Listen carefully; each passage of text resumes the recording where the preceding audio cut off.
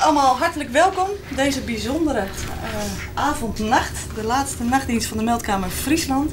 Vanavond was het nog even spannend met de grote brand. Maar we kunnen dan in principe los. Het is nu rustig, er is niks.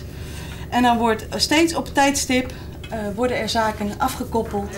Onze meldkamer gaat dicht vannacht. Wat er gaat gebeuren is dat langzaam maar zeker alle systemen die nu draaien nog in Leeuwarden, we zijn nu nog volledig operationeel, dat die straks successievelijk uitgezet worden. En als dat goed gaat, gaat het volgende systeem totdat rond een uur of 3 alles overgezet is naar Drachten. En dan hebben we hier alles op zwart. Heb je er een kletsel bij? Geen gewoon. En de auto's nog rollen? De laatste periode hier in Ljouwt, hoe viel dat? Nou, toch wel heel bijzonder. 22 jaar had je werken en hele programma maken. Verdriet, leuk. Maar dit naaien, daar ben we nog ook wel onthaal. Ik hoop je toch de vooruitgang.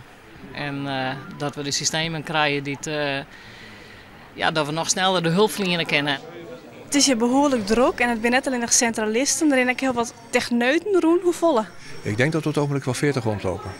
Nou ja, wat je niet wil is dat bijvoorbeeld je 112-telefonie stilvalt of dat je de 112-meldingen niet binnenkrijgt. Want mensen bellen in het volle vertrouwen dat ze worden beantwoord en dat je actie voert.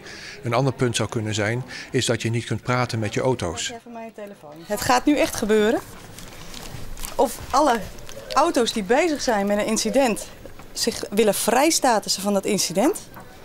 En vervolgens alle voertuigen uitmelden, zowel portofoon als mobielefoon. Dit is het laatste wat u hoort vanuit Leeuwarden. De regie wordt zometeen overgenomen vanuit Drachten. Dan wordt u medegedeeld dat u opnieuw kunt statussen. U wordt bedankt. Uit voor Leeuwarden. Op dit moment kunnen de 112-meldingen binnenkomen. Dit is een echte meldkamerruimte. Je ziet het is heel hoog. Dus qua klimaat denk ik dat we er stukken op vooruit gaan. Qua licht, nou, het is heel goed. Je kunt alles perfect kun je zien. Dus ik denk qua techniek dat we echt sprongen vooruit zijn gegaan in de toekomst.